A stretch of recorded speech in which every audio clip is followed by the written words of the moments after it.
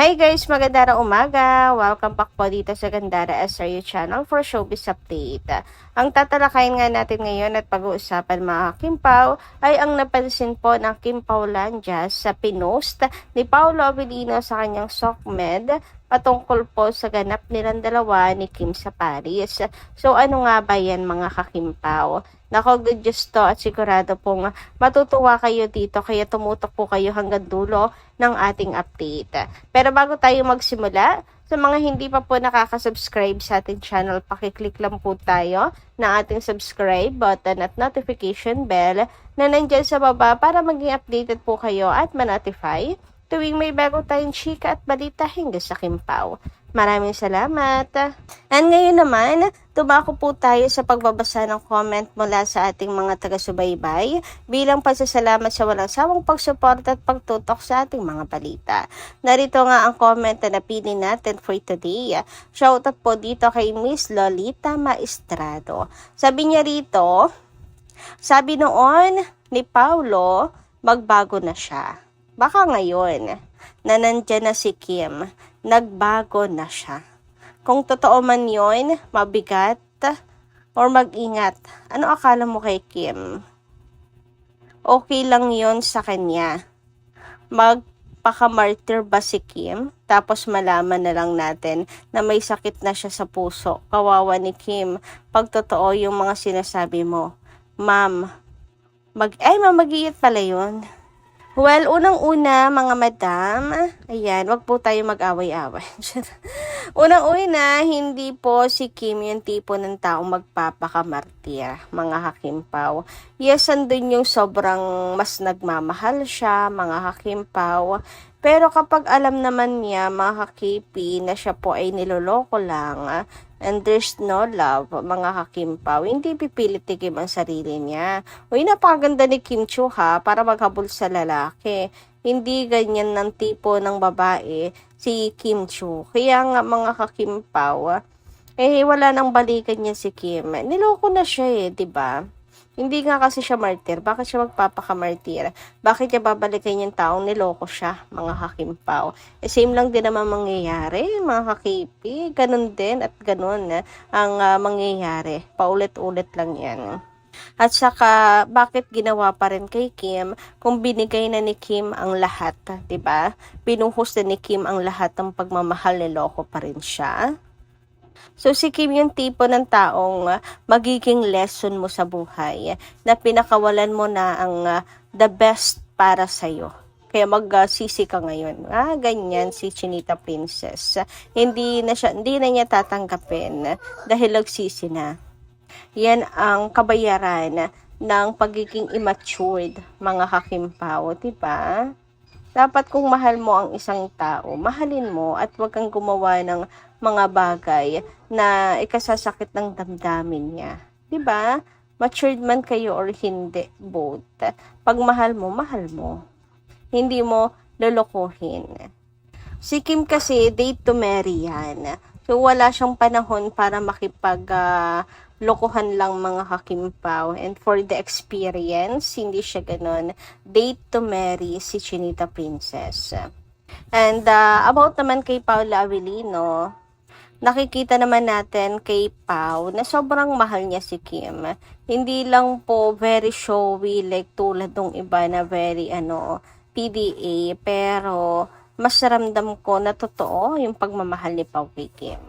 Samantala, dumako naman tayo ngayon dito sa ating mga chika sa umagang ito. Ayan at simulan na natin ito mga hakimpaw. Unahin natin pag-usapan ang tungkol nga po dito sa lumabas po na behind the scene ng eksena nila Kim and Paolo sa isang mall.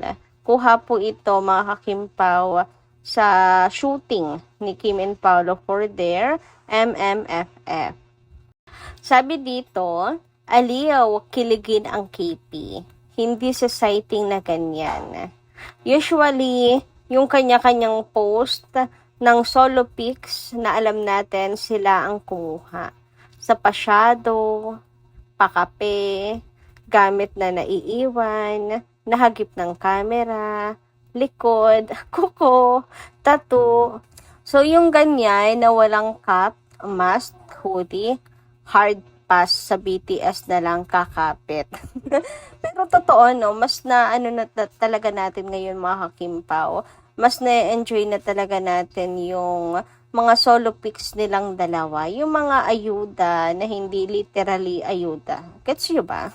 yung katulad dito, yung mga paganyan ng Kimpaw, yung kinakailangan pa natin paganahin yung ating mga brain cells. Ewan, siguro dahil natitril tayo mga kakimpaw. Andito kasi yung real ayuda talaga. Ito kasi yung totoong buhay ng Kimpaw.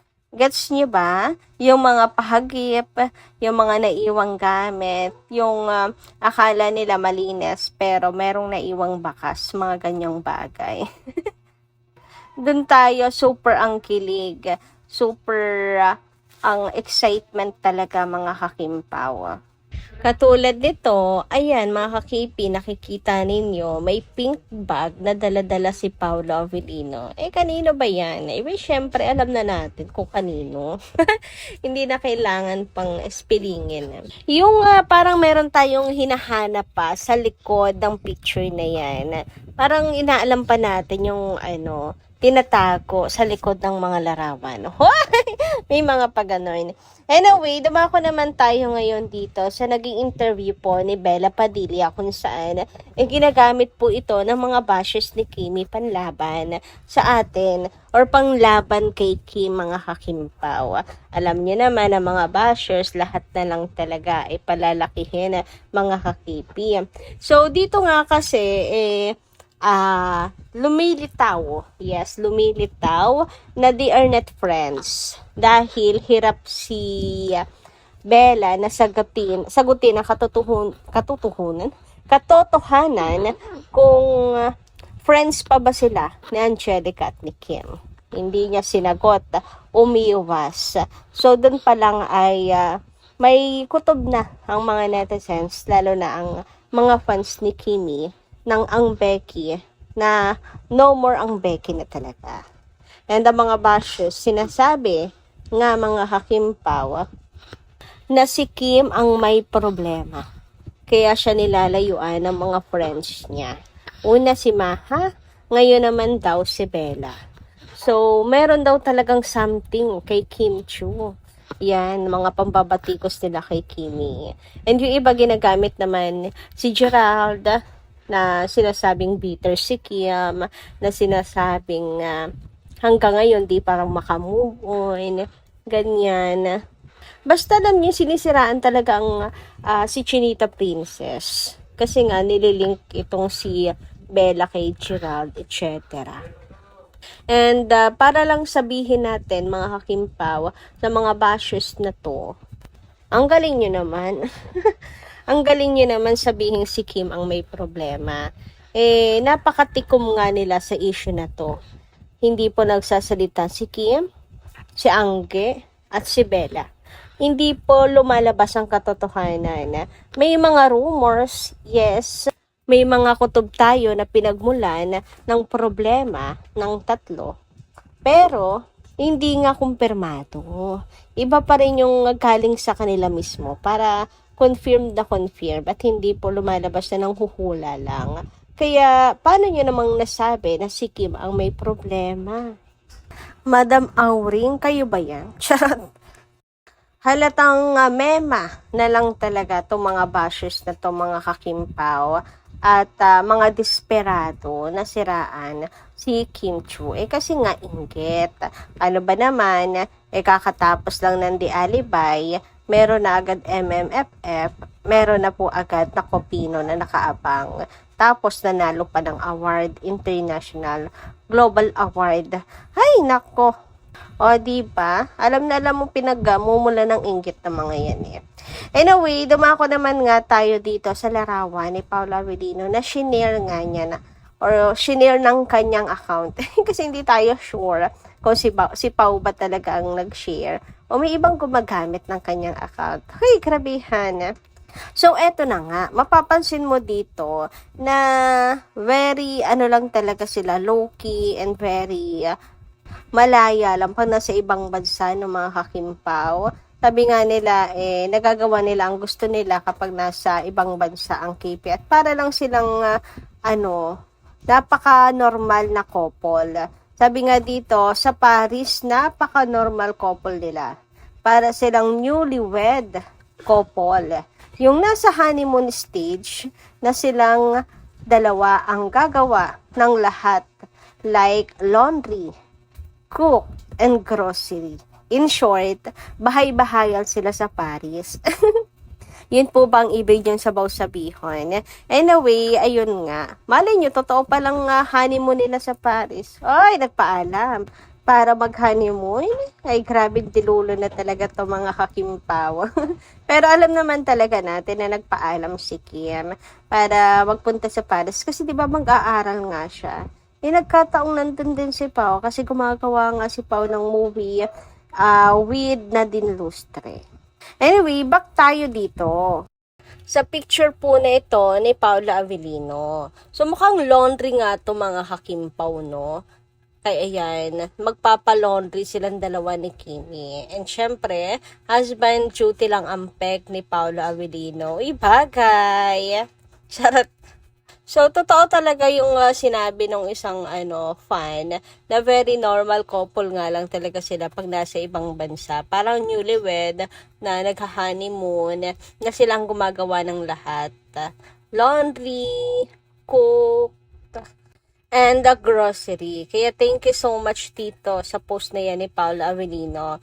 At lumawak na naman ang ating imahinasyon mga Kimpaw. Charot lang. Nagkaroon tayo ng idea sa mga gawa nila Kim and Paul at ganap sa Paris ng mga time na yan. Or sa Europe. Saan ba yan mga Kimpaw? Balot na balot kasi si Pao, di ba nag-ano rin po sila, Europe. Basta kahit saan pa yan mga kakipi. So, ayun lang po muna ating update. Maraming salamat po sa inyong pakikinigan. Kita-kits po muli sa mga susunod natin, chika. Maraming salamat. Ingat po palagi.